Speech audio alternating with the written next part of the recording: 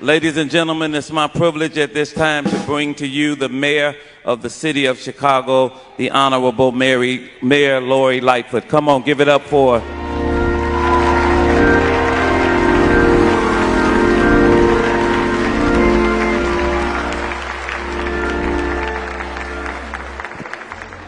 Thank you, everyone. I want to thank everyone who is gathered here today.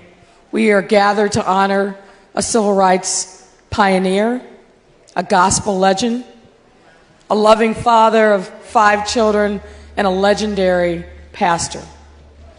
Reverend Clay Evans often told us it is no secret what God can do, and his life was proof of that. On this dais, in this house of God, all of the parts of our faith community, our diaspora, the various ways in which we worship and humble ourselves to the Lord above are gathered here, united in our reverence for a life well lived. We are here, of course, to honor God, but we are brought together by his servant, Clay Evans. Chicago is stronger and we are better because of a young man from Brownsville who built his ministry as a beacon of hope in Brownsville, Chicago, and dedicated his life's work to everyone who gathers here and everyone who calls Chicago his home. Since the news of his passing, I have heard from a number of people who claim him as the reason for why their life has become one of substance, of measure. And that speaks well to this man who the Lord has called home. As mayor of this city, I'm deeply grateful that Reverend Evans entrusted the Chicago Public Library System with his archive, so it will remain as a legend and be available for people to learn of his great works.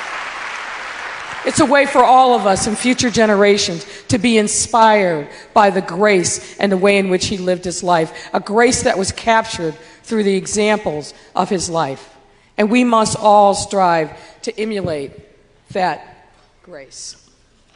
In thinking about my words today, I was drawn to a particular verse in Hebrews chapter 13, verse 7, which reads, "Remember your leaders, those who spoke to you of the word of God. Consider the outcome of the way of their lives and imitate their faith." Now, there's much that's been written about who the author of Hebrews letters were in chapter 13, but the intent is clear.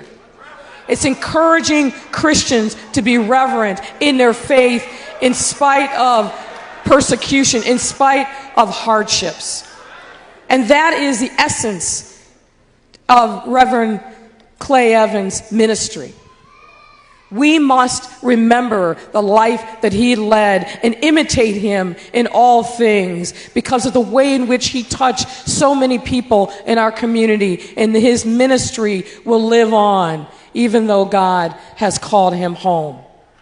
God has welcomed Reverend Evans home, and may he continue to uplift and guide us and bless the great city of Chicago. Thank you.